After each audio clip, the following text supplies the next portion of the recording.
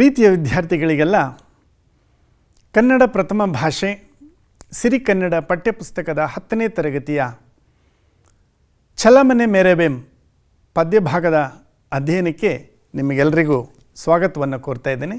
ನಾನು ಚಿಕ್ಕ Deve Gowda, Karnataka public school, Uttarahalli, Bengaluru ದಕ್ಷಿಣ ವಲಯ 1.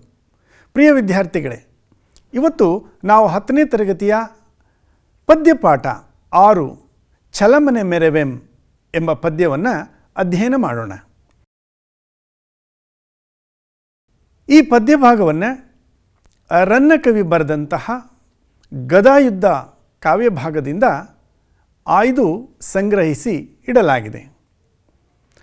ರನ್ನನ ಬಗ್ಗೆ ಒಂದಿಷ್ಟು ವಿಚಾರವನ್ನು ನಾವು ತಿಳ್ಕೊಳ್ಳೋಣ. ರನ್ನಕವಿ ಕನ್ನಡ ಸಾಹಿತ್ಯ ಸಾರಸ್ವತ ಲೋಕದಲ್ಲಿ ಶಕ್ತಿ ಕವಿ ಅಂತ ಹೇಳಿ ಹೆಸರಾದಂಥ ಕವಿ. ತನ್ನ ಕಾವ್ಯದ ಬಗ್ಗೆ ತುಂಬ ಆತ್ಮವಿಶ್ವಾಸದಿಂದ ಒಂದು ಮಾತನ್ನು ಹೇಳ್ಕೊಳ್ತಾನೆ. ರತ್ನ ಪರೀಕ್ಷಕ ನಾಂ ಕೃತಿ ರತ್ನ ಪರೀಕ್ಷಕನೆಂದು ಪಣಿಪತಿಯ ಪಣಾರತ್ನಮಂ ಪೇಳ್ ರನ್ನನ ಕೃತಿರತ್ನಮಂ ಪರೀಕ್ಷಿಪಂಗೆ ಎಂಟೆದೆಯೇ ಎಂಬ ಆತ್ಮವಿಶ್ವಾಸವನ್ನು ಕಾವ್ಯದ ಆರಂಭದಲ್ಲೇ ಬರ್ಕೊಳ್ತಾನೆ. 10ನೇ ಶತಮಾನದ ಶಕ್ತಿ ಕವಿ ಅಂತ ಹೇಳಿದೆ. ರತ್ನತ್ರಯರಲ್ಲಿ ರನ್ನನು ಕೂಡ ಒಬ್ಬ. ಪಂಪ, ರನ್ನ, ಜನ್ನ ಈ 3 ಕವಿವರಿಯರನ್ನು ರತ್ನತ್ರಯರು ಅಂಥೇಳಿ ಕರೀತೇವೆ. ರನ್ನಕವಿ ಆಗಮಿಕ ಮತ್ತು ಲೌಕಿಕ ಎಂಬ 2 ಕಾವ್ಯಗಳನ್ನು ರಚಿಸಿದ್ದಾನೆ.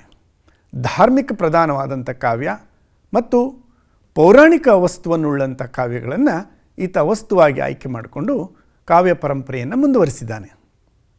ಈತನ ಕೃತಿಯಲ್ಲಿ ನಾಟಕೀಯ ಗುಣ ಬಹಳ ಮುಖ್ಯವಾಗಿ ಕಾಣಬರುತ್ತೆ. ಇದೇ ಅವನ ವೈಶಿಷ್ಟ್ಯ. ಜೈನ ಪುರಾಣ ಕಾವ್ಯ, ವೈದಿಕ ಭಾರತ ಎರಡನ್ನೂ ಸಮಾನವಾಗಿ ಕಂಡು ಚಿತ್ರಿಸಿದಂತಹ ಬಹಳ ಅತ್ಯಂತ ಯಶಸ್ವಿ ಕವಿ ರನ್ನಕವಿ. ಚಾಲುಕ್ಯರ ದೊರೆಯಾದ ತೈಲಪ್ಪನ ಆಸ್ಥಾನದಲ್ಲಿದ್ದಂಥ ಕವಿ ಈತ.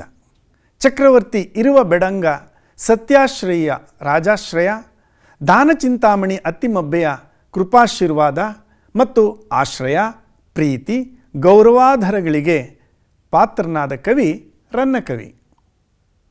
ರನ್ನಕವಿಯನ್ನು ಶಾಸನ ಕವಿ ಅಂತಲೂ ಕರೀತೇವೆ. ಶ್ರವಣಬೆಳಗೊಳದಲ್ಲಿ ಈತನ ಶಾಸನವನ್ನು ಕೂಡ ನೋಡಲಿಕ್ಕೆ ನಾವು ಇವತ್ತಿಗೂ ಕೂಡ ಕಾಣುತ್ತೆ. ವೈಯಾಕರಣಿ, ನಿಘಂಟುಕಾರ, ಸತ್ಯಾಶ್ರಯನ ವೀರಗುಣ, ಅತ್ತಿಮಬ್ಬೆಯ ದಾನಗುಣ ಆತನಲ್ಲಿ ಮತ್ತು ಆತನ ಕಾವ್ಯದಲ್ಲಿ ನಾವು ಹೆಚ್ಚಾಗಿ ಕಾಣ್ತೇವೆ. ಸಾಹಸ ಭೀಮ ವಿಜಯ ಅಥವಾ ಗದಾಯುದ್ಧ ಮತ್ತು ಅಜಿತ ತೀರ್ಥಂಕರ ಪುರಾಣ ಅನ್ನುವಂಥ ಮಹಾಕಾವ್ಯಗಳನ್ನು ಬರೆದಂಥ ಕವಿ ಈತ. ಈ 2 ಕೃತಿಗಳು ವೀರ ಮತ್ತು ದಾನ ಗುಣಗಳ ಪ್ರತಿಮೆಯನ್ನು ಹೊಂದಿವೆ. ಗದಾಯುದ್ಧ ಕೃತಿಯು ಕನ್ನಡ ಸಾಹಿತ್ಯ ಭಾಷೆಗೆ ಒಂದು ನಾಟಕೀಯತೆಯನ್ನು ತಂದುಕೊಟ್ಟಂಥ ಕೃತಿ, ಒಂದು ಕಾವ್ಯಕ್ಕೆ ವೇಗವನ್ನು ತಂದುಕೊಟ್ಟಂಥ ಕೃತಿ. ಶಕ್ತಿ, ಧ್ವನಿರಮ್ಯತೆಯನ್ನು ಅದ್ಭುತವಾಗಿ ಮೂಡಿಸುವಂಥದ್ದನ್ನು ನಾವು ಕಾಣ್ತೇವೆ. ರನ್ನಕವಿಯ ಮತ್ತೊಂದು ವಿಶೇಷತೆ ಅಂದರೆ ಭೀಮ ಮತ್ತು ದುರ್ಯೋಧನರ ಯುದ್ಧವನ್ನು ಕೇಂದ್ರವಾಗಿಟ್ಟುಕೊಂಡು ಅದರ ಸುತ್ತ ಇಡೀ ಭಾರತ ಕಥೆಯನ್ನು ಒಂದು ಸಿಂಹಾವಲೋಕನ ಕ್ರಮದಲ್ಲಿ ಅಳವಡಿಸಿ ಒಂದು ವಿನೂತನ ಪ್ರಯೋಗವನ್ನು ಮಾಡಿದಂಥ ಒಂದು ಕೃತಿ ಗದಾಯುದ್ಧ ಕೃತಿ. ಅಷ್ಟೇ ಅಲ್ಲ, ಸಮಗ್ರ ಭಾರತ ಹಾಗೂ ಸಮಸ್ತ ಭಾರತವನ್ನು ಒಂದೇ ಒಂದು ಗದಾಯುದ್ಧ ಸನ್ನಿವೇಶದಲ್ಲಿ ಕಟ್ಟಿಕೊಡ್ತಾನೆ. ಈ ಕಾವ್ಯದ ಮತ್ತೊಂದು ವೈಶಿಷ್ಟ್ಯತೆ ಅಂದರೆ ಆಂಗಿಕ ಸಂಜ್ಞಾ ಭಾಷೆಗೆ, ಅಂದರೆ ಬಾಡಿ ಲ್ಯಾಂಗ್ವೇಜ್ ಅಂತ ಕರಿತೀವಲ್ಲ ಆಂಗ್ಲದಲ್ಲಿ, ಹಾಗೆ ಒಂದು ಆಂಗಿಕ ಸಂಜ್ಞಾ ಭಾಷೆಗೆ ಮತ್ತು ಕನ್ನಡದ ಕಾವ್ಯ ಭಾಷೆಗೆ ಅಪರಿಮಿತವಾದಂಥ ಒಂದು ನಂಟನ್ನು ಕಲ್ಪಿಸಿದ ಕವಿ ರನ್ನಕವಿ. ಅಷ್ಟೇ ಅಲ್ಲ, ಕಾವ್ಯ ಭಾಷೆಯಲ್ಲಿ ಅಭಿನಯದ ಅಪರಿಮಿತ ಸಾಧ್ಯತೆಗಳನ್ನು ಶೋಧಿಸಿಕೊಟ್ಟವನು ರನ್ನಕವಿ. ಕಾವ್ಯೇಶು ನಾಟಕಂ ರಮ್ಯಂ ಎಂಬ ಮಾತಿದೆ. ಕಾವ್ಯದಲ್ಲಿ ನಾಟಕೀಯತೆಯನ್ನು ತುಂಬಿ ತುಳುಕುವಷ್ಟು ಅಳವಡಿಸಿರುವಂತಹ ಕವಿ ರನ್ನಕವಿ. ರನ್ನನಿಗೂ ಚಾವುಂಡರಾಯನಿಗೂ ಆತ್ಮೀಯವಾದಂಥ ಗೆಳೆತನ. ಗೆಳೆಯನ ಶಸ್ತ್ರಾಭ್ಯಾಸವನ್ನು ನಿಲ್ಲಿಸಿ ಶಾಸ್ತ್ರಾಭ್ಯಾಸಕ್ಕೆ ದೀಕ್ಷೆಯನ್ನು ನೀಡಿಸಿದಂತಹ ಗೆಳೆತನ ಅವರಿಬ್ಬರ ನಡುವೆ ಇತ್ತು. ಅಷ್ಟೇ ಅಲ್ಲ, ಮಹಾಕವಿ ರನ್ನನ ಬಗ್ಗೆ ಮತ್ತಷ್ಟು ವಿಚಾರವನ್ನು ತಿಳ್ಕೊಳ್ಳೋ ಮುನ್ನ ಈ ಕವಿ ನಮ್ಮ ಕನ್ನಡ ಸಾಹಿತ್ಯದಲ್ಲಿ ಅತ್ಯಂತ ಪ್ರಸಿದ್ಧನಾದ ಮತ್ತು ವಿನೂತನ ಕಾವ್ಯ ಪ್ರಯೋಗದ ವಿಶಿಷ್ಟತೆಯನ್ನು ಹೊಂದಿರತಕ್ಕಂಥ ಕವಿ ಈತನ ಕಾಲ ಕ್ರಿಸ್ತಶಕ ಸುಮಾರು 949. ಈತ ಬಾಗಲಕೋಟೆ ಜಿಲ್ಲೆಯ ಮುದುವಳಲು, ಈಗಿನ ಮುದೋಳ ಅನ್ನುವಂಥ ಗ್ರಾಮದಲ್ಲಿ ಜನಿಸಿದವನು. ಬಂಕಾಪುರದ ಸಮೀಪದಲ್ಲಿರ್ತಕ್ಕಂಥ ಮುದೋಳ ಈತನ ಜನ್ಮಸ್ಥಳ. ಈತ ಚಾಲುಕ್ಯ ದೊರೆಯಾದ ತೈಲಪನ ಆಸ್ಥಾನದಲ್ಲಿದ್ದಂತಹ ಕವಿ. ಇವನು ಸಾಹಸ ಭೀಮ ವಿಜಯಂ ಅಥವಾ ಗದಾಯುದ್ಧ, ಮತ್ತೊಂದು ಕೃತಿ ಅಜಿತ ತೀರ್ಥಂಕರ ಪುರಾಣ ತಿಲಕಂ ಮತ್ತು ಪರಶುರಾಮ ಚರಿತಂ, ಚಕ್ರೇಶ್ವರ ಚರಿತಂ ಎಂಬ ಕಾವ್ಯಗಳನ್ನು ರಚಿಸಿ ಪ್ರಸಿದ್ಧನಾದಂಥ ಕವಿ ಈತ. ರನ್ನಕಂದ ಎಂಬ ನಿಘಂಟನ್ನು ರಚಿಸಿರುವುದಾಗಿ ತಿಳಿದು ಬರುತ್ತೆ. ಇವನಿಗೆ ತೈಲಪನು ಕವಿಚಕ್ರವರ್ತಿ ಎಂಬ ಬಿರುದನ್ನು ನೀಡಿ ಗೌರವಿಸಿದ್ದಾನೆ. ಇವನು ಕನ್ನಡದ ರತ್ನತ್ರಯರಲ್ಲಿ ಒಬ್ಬನಾಗಿದ್ದಾನೆ. ರನ್ನಕವಿಯ ಒಂದು ಅಪೂರ್ವ ಕೃತಿ ಗದಾಯುದ್ಧದಿಂದ ಆಯ್ದ ಕಾವ್ಯಭಾಗ ಇದಾಗಿದೆ. ಮಹಾಭಾರತದ ಯುದ್ಧದ ಸಂದರ್ಭ ಭೀಷ್ಮರು ಇಚ್ಛಾಮರಣಿಗಳು. ಅವರು ತಮ್ಮ ಯುದ್ಧ ಭೂಮಿಯಲ್ಲಿ ಆದಂಥ ನೋವು ಮತ್ತು ಆ ರಕ್ತಪಾತವನ್ನೆಲ್ಲ ಕಣ್ಣಾರೆ ಕಂಡು ಅರ್ಜುನನ ಬಾಣಾಘಾತದಿಂದ ಶರಶಯ್ಯೆಯಲ್ಲಿ ಮಲಗಿದ್ದಾರೆ. ಆಗ ದುರ್ಯೋಧನನು ತನ್ನ ತಂದೆ ತಾಯಿಯರ ಅಪೇಕ್ಷೆಯಂತೆ, ಸಂಜೆಯರ ಸಲಹೆಯಂತೆ ಭೀಷ್ಮರ ಸಲಹೆಯನ್ನು, ಮಾರ್ಗದರ್ಶನವನ್ನು ಪಡೆದು ಹಿರಿಯರಿಗೆ ವಂದಿಸಿ ಕೃತಜ್ಞತೆ ಸಲ್ಲಿಸಿ ಹೋಗುವಂಥ ಸಂದರ್ಭದಲ್ಲಿ ಈ ಸಂಭಾಷಣೆ ನಡೆಯುತ್ತೆ. ದುರ್ಯೋಧನ ಮಹಾಭಾರತದಲ್ಲಿ ಖಳನಾಯಕನಾಗಿ ಕಾಣಿಸ್ಕೊಳ್ತಾನೆ. ಆದರೆ ಅವನ ಮಾನವೀಯತೆಯ ಗುಣ, ಅವನ ವೀರತ್ವ, ಅವನ ಒಂದು ಸ್ನೇಹ ಗುಣ, ಈ ಎಲ್ಲವನ್ನು ಕೂಡ ನಾವು ಗದಾಯುದ್ಧದಲ್ಲಿ ಕಾಣ್ತೇವೆ. ಗದಾಯುದ್ಧದಲ್ಲಿ ಭೀಮನೇ ಕಾವ್ಯನಾಯಕ ಆದರೂ ಕೂಡ ಹೆಚ್ಚಿನ ಪ್ರಾಮುಖ್ಯತೆ ದೊರೆತಿರುವುದು ದುರ್ಯೋಧನನಿಗೆ ಅಂತ ಹೇಳಿ ವಿಮರ್ಶಕರು ಹೇಳ್ತಾರೆ. ದುರ್ಯೋಧನ ಭೀಷ್ಮರ ಬಳಿ ಬಂದಿದ್ದಾನೆ. ಶರಶಯ್ಯೆಯಲ್ಲಿ ಭೀಷ್ಮರು ಮಲಗಿದ್ದಾರೆ. ಆ ಸಂದರ್ಭದಲ್ಲಿ ನಡೆದಂಥ ಒಂದು ಸಂಭಾಷಣೆ ಈ ಕಾವ್ಯ ಭಾಗ ಆಗಿದೆ. ನೋಡಿ ಮುಂದೆ ವಚನ. ಇಂಬು ಕೈವೆಯಪ್ಪೊಡೆ ಪಾಂಡವರನ್ ಒಡಂಬಡಿಸಿ ಸಂಧಿಯಂ ಮಾಡಿ ಪೂರ್ವಕ್ರಮದೋಳ್ ನಡೆವಂತೆ ಮಾಳ್ಪೆಂ. ಇನ್ನುಂ ಅವರ್ ಎಂ ಅಂದುದಂ ಇಂಬು ಕೈದವರ್ ಮೀರುವರ್ ಅಲ್ಲ. ನೀನುಂ ಎಮ್ಮ ಪೇಳ್ದುದಂ ಮೀರದೆ ನೆಗಳಲ್ ವೇಳ್ಕುಂ ಎನೆ ಸುಯೋಧನಂ ಮುಗುಳ್ನಗೆ ನಕ್ಕು. ಪ್ರಿಯ ವಿದ್ಯಾರ್ಥಿಗಳೇ, ನೀವು ನೋಡ್ತಾ ಇದ್ದೀರಿ ಪದ್ಯಭಾಗವನ್ನು. ಹಳಗನ್ನಡವನ್ನು ಓದುವಾಗ ನಿಲುಗಡೆ ಬಹಳ ಮುಖ್ಯ. ಅರ್ಥಪೂರ್ಣವಾದಂತಹ ನಿಲುಗಡೆಯಲ್ಲಿ ನಾವು ಬಳಸ್ಕೊಂಡ್ರೆ ಆ ಓದುವಿನ ಅರ್ಥ ಹೆಚ್ಚು ಮನದಟ್ಟಾಗತ್ತೆ. ಅದಕ್ಕಾಗಿ ಅಲ್ಲಿ ಕೆಲವು ಸೂಚನೆಗಳನ್ನು ಕೊಟ್ಟಿದ್ದೀನಿ, ತಾವು ಗಮನಿಸಿ. ಇಂಬು ಕೈವೆ ಎಪ್ಪೊಡೆ ಪಾಂಡವರನ್, ಆ ನೋ ಅನ್ನುವಂಥ ಅಕ್ಷರವನ್ನು ವಿಭಾಗೀಕರಿಸ್ಕೊಳ್ಬೇಕು, ವಿಗ್ರಹ ಮಾಡಿಕೊಳ್ಬೇಕು. ಅಲ್ಲಿ ನ ಪ್ಲಸ್ ಓ ನೋ ಆಗಿರುತ್ತೆ. ಆ ಓ ಎಂಬ ಸ್ವರವನ್ನು ಮುಂದಿನ ಭಾಗಕ್ಕೆ ಸೇರಿಸಿ ಓದಿಕೊಂಡಾಗ ಅರ್ಥ ಸಿಗುತ್ತೆ. ಇಂಬು ಕೈವೆ ಎಪ್ಪೊಡೆ ಪಾಂಡವರನ್ ಒಡಂಬಡಿಸಿ, ಓ ಅಲ್ಲಿದೆ ನೋಡಿ, ಅದಕ್ಕೆ ಗುರುತಿಸಿದ್ದೇನೆ ಅಲ್ಲಿ. ಒಡಂಬಡಿಸಿ ಸಂಧಿಯಂ ಮಾಡಿ ಪೂರ್ವಕ್ರಮದೋಳ್ ನಡೆವಂತು ಮಾಳ್ಪೆಂ. ಅಲ್ಲಿ ಬೇರೆ ಯಾವುದೋ ಒಂದು ಅಕ್ಷರ ಕಾಣ್ತಾ ಇದೆ ನಿಮಗೆ, ಅದು ಹಳಗನ್ನಡದ ಳ. ಹಳಗನ್ನಡದಲ್ಲಿ ಳಕಾರ ಅಕ್ಷರ. ಇದರ ಬಗ್ಗೆ ನಿಮಗೆ ವೃಕ್ಷ ಸಾಕ್ಷಿ ಪಾಠದಲ್ಲಿ ರಳಕುಳಕ್ಷಳದ ಬಗ್ಗೆ ಹೆಚ್ಚಿನ ಮಾಹಿತಿ ಸಿಗುತ್ತೆ. ಅಲ್ಲಿ ನೀವು ಹೆಚ್ಚು ಓದ್ಕೊಳ್ಬೇಕಾಗತ್ತೆ. ಇದು ಹಳಗನ್ನಡದ ಳ. ಳ ಅನ್ನುವಂಥದ್ದಕ್ಕೆ ಅಲ್ಲಿ ಕೆಂಪು ಶಾಯಿಯಲ್ಲಿ ಆವರಣದಲ್ಲಿ ಸೂಚಿಸಿದ್ದೇನೆ. ಮಾಳ್ಪೆಂ, ಅದನ್ನು ಗಮನಿಸಿ. ಇನ್ನುಂ ಅವರೆಂಬಂದುದಂ, ಇನ್ನುಂ ಅವರ್ ಎಂಬಂದುದಂ ಇಂಬು ಕೈದವರ್ ಮೀರುವರ್ ಅಲ್ಲ. ನೀನು ಎಮ್ಮ ಪೇಳ್ದುದಂ ಮೀರದೆ ನೆಗಳಲ್ ವೇಳ್ಕುಂ ಎನೆ ಸುಯೋಧನಂ ಮುಗುಳ್ನಗೆ ನಕ್ಕು. ಅಯ್ಯ ದುರ್ಯೋಧನ, ನೀನು ಒಪ್ಪುವೆಯಾದರೆ, ಇಂಬು ಕೈವೆಯಪ್ಪಡೆ ಅಂದರೆ ಒಪ್ಪುವೆಯಾದರೆ, ಪಾಂಡವರನ್ನು ಒಡಂಬಡಿಸಿ, ಪಾಂಡವರನ್ನೂ ಸಮ್ಮತಿಸುವಂತೆ ಮಾಡಿ, ಒಪ್ಪುವಂತೆ ಮಾಡಿ, ಸಂಧಿಯಂ ಮಾಡುವೆನ್, ನಿಮ್ಮಿಬ್ಬರ ನಡುವೆ ಸಂಧಿಯನ್ನು ಏರ್ಪಡಿಸುತ್ತೇನೆ, ಹಿಂದಿನಂತೆ ಪೂರ್ವಕ್ರಮದೋಳ್ ನಡೆವಂತೆ ಮಾಳ್ಪೆಂ, ಇಬ್ಬರು ಶಾಂತವಾಗಿ ತಮ್ಮ ತಮ್ಮ ರಾಜ್ಯಭಾರಗಳನ್ನು ಮಾಡುವಂತೆ ಮಾಡುತ್ತೇನೆ. ಇನ್ನುಂ ಅವರ್ ಎಂ ಅಂದುದಂ ಇಂಬು ಕೈದವರ್ ಮೀರುವವರಲ್ಲ, ಇನ್ನು ಅವರು ನಮ್ಮ ಮಾತನ್ನು ಮೀರುವವರಲ್ಲ.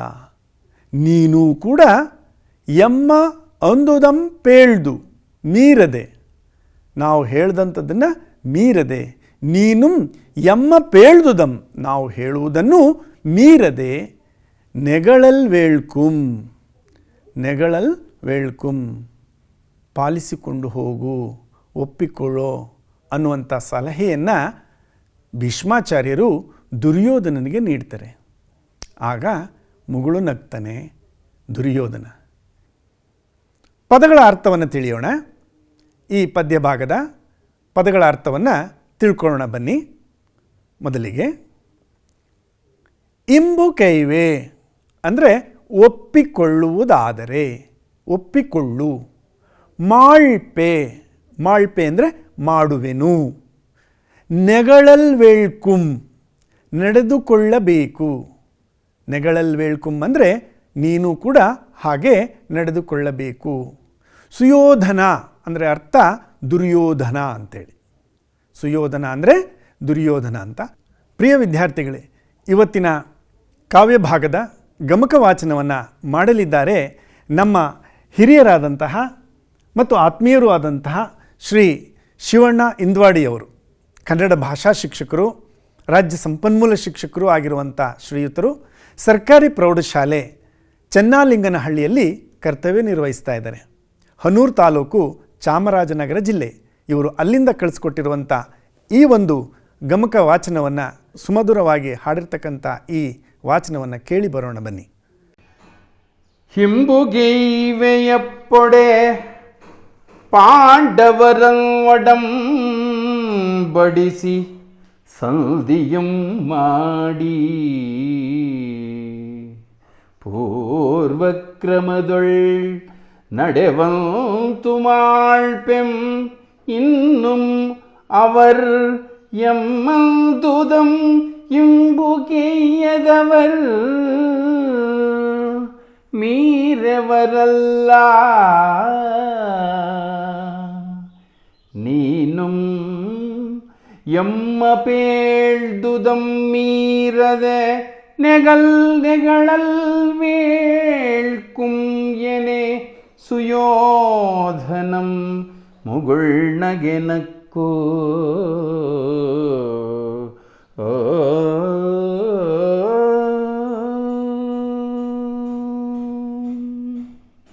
ಬನ್ನಿ ಪದ್ಯದ ಸಾರಾಂಶವನ್ನು ತಿಳಿಯೋಣ. ಇಂಬು ಕೈವೆಯಪ್ಪೊಡೆ ಪಾಂಡವರನ್ ಒಡಂಬಡಿಸಿ ಸಂಧಿಯಂ ಮಾಡಿ, ಪೂರ್ವಕ್ರಮದೋಳ್ ನಡೆವಂತು ಮಾಳ್ಪೆಂ, ಇನ್ನುಂ ಅವರೆಂಬಂದುದಂ ಇಂಬು ಕೈದವರ್ ಮೀರುವವರಲ್ಲ, ನೀನುಂ ಎಮ್ಮ ಪೇಳ್ದುದಂ ಮೀರದೆ ನೆಗಳಲ್ ವೇಳ್ಕುಂ ಎನೆ ಸುಯೋಧನನಂ ಮುಗುಳ್ನಗೆ ನಕ್ಕು. ಮಕ್ಕಳೇ, ಭೀಷ್ಮ ದುರ್ಯೋಧನರ ಸಂಭಾಷಣೆಯನ್ನು ಮುಂದುವರಿಸೋದಾದರೆ, ಭೀಷ್ಮರು ದುರ್ಯೋಧನನ್ನು ಕುರಿತು, ಅಯ್ಯ ದುರ್ಯೋಧನ, ಕೇಳು ಮಗು, ನೀನು ಒಪ್ಪಿಕೊಳ್ಳುವುದಾದರೆ ಪಾಂಡವರನ್ನು ಒಪ್ಪಿಸಿ ಸಂಧಿಯನ್ನು ಮಾಡಿ ಮೊದಲಿನಂತೆಯೇ ಅವರು ನಡೆಯುವ ಹಾಗೆ ಮಾಡುವೆನು. ಇನ್ನು ಪಾಂಡವರು ನಾವು ಹೇಳಿದುದನ್ನು ಒಪ್ಪಿಕೊಳ್ಳುತ್ತಾರೆ, ಅವರು ನಮ್ಮ ಮಾತನ್ನು ಮೀರುವವರಲ್ಲ. ನೀನು ಕೂಡ ನಾವು ಹೇಳಿದುದನ್ನು ಮೀರದೆ ನಡೆದುಕೊಳ್ಳಬೇಕು ಎಂಬ ಸಲಹೆಯನ್ನು ಭೀಷ್ಮಾಚಾರ್ಯರು ದುರ್ಯೋಧನನಿಗೆ ನೀಡ್ತಾರೆ. ಆಗ ದುರ್ಯೋಧನನು ಮುಗುಳ್ನಗೆ ನಕ್ಕು, ನಗುತ್ತಾ ಹೇಳ್ತಾನೆ, ನಿಮಗೆ ಪೊಡಮಟ್ಟು ಪೋಪಿಂ ಸಮಕಟ್ಟಿಂ ಬಂದೆನ್.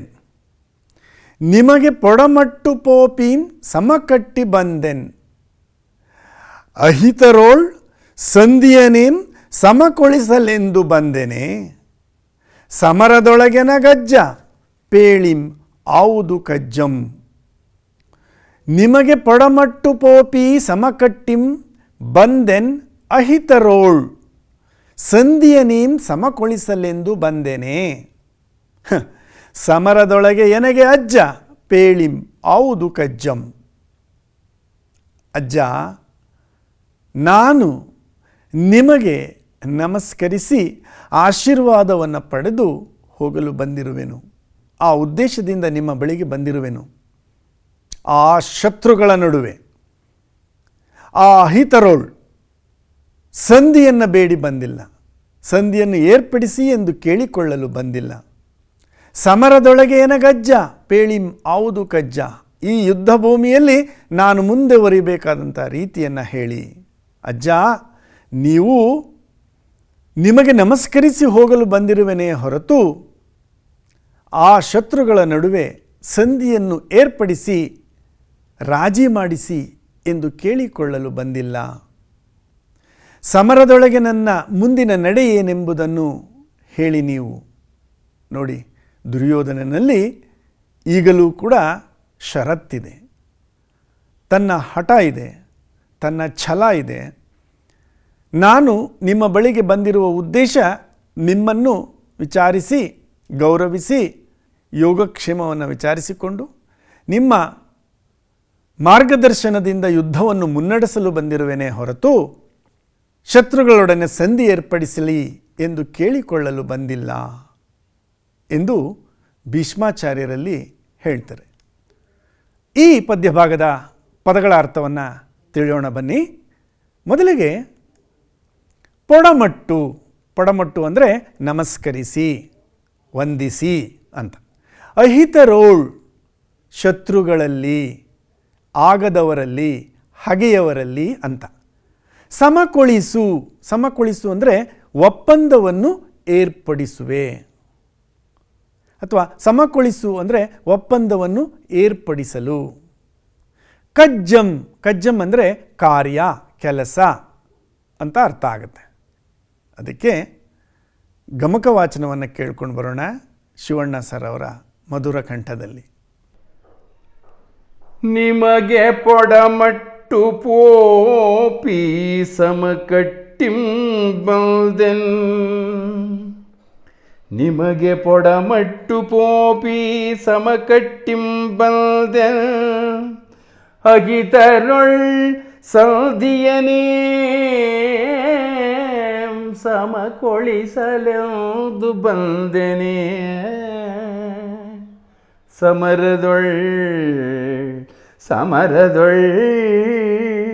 ಅಜ್ಜ ಪೇಳಿಂ ಆವುದು ಕಜ್ಜಂ.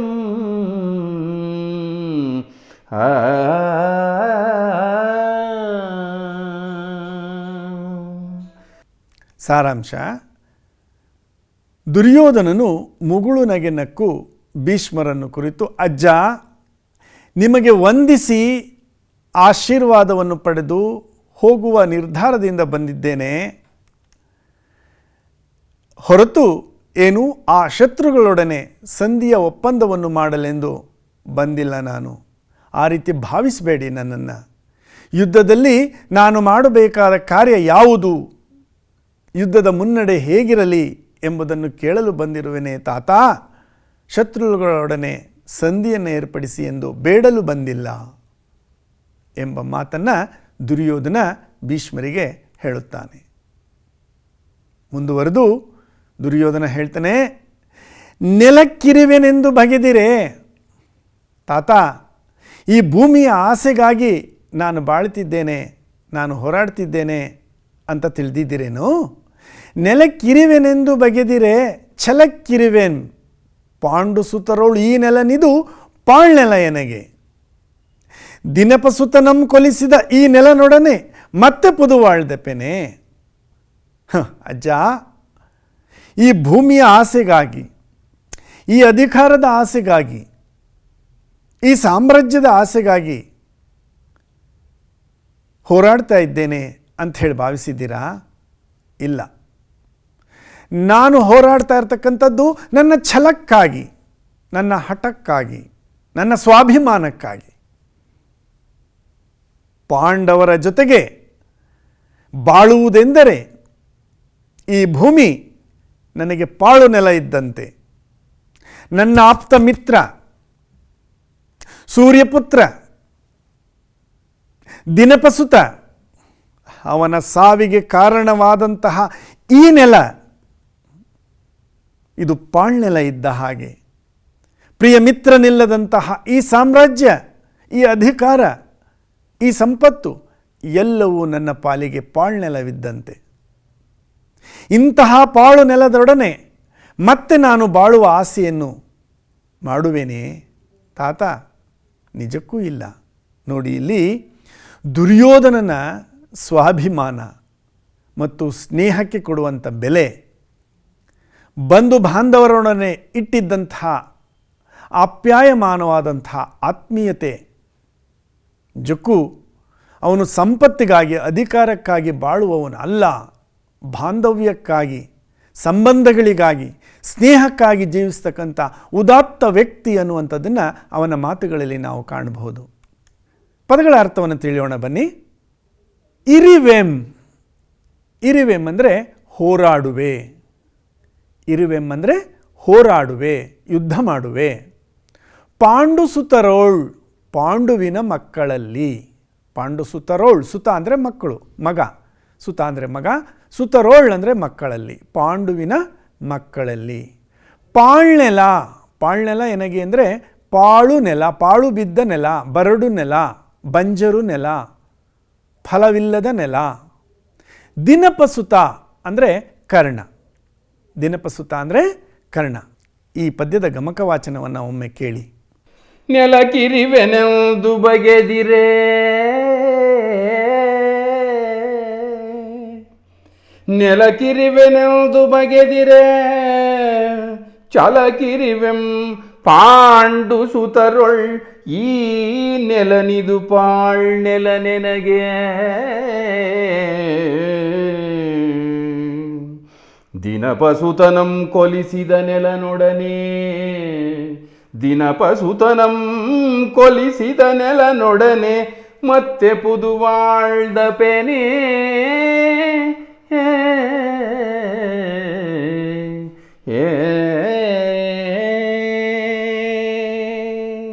ಬನ್ನಿ ಪದ್ಯ ಭಾಗವನ್ನು ಅರ್ಥ ಮಾಡ್ಕೊಳ್ಳೋಣ.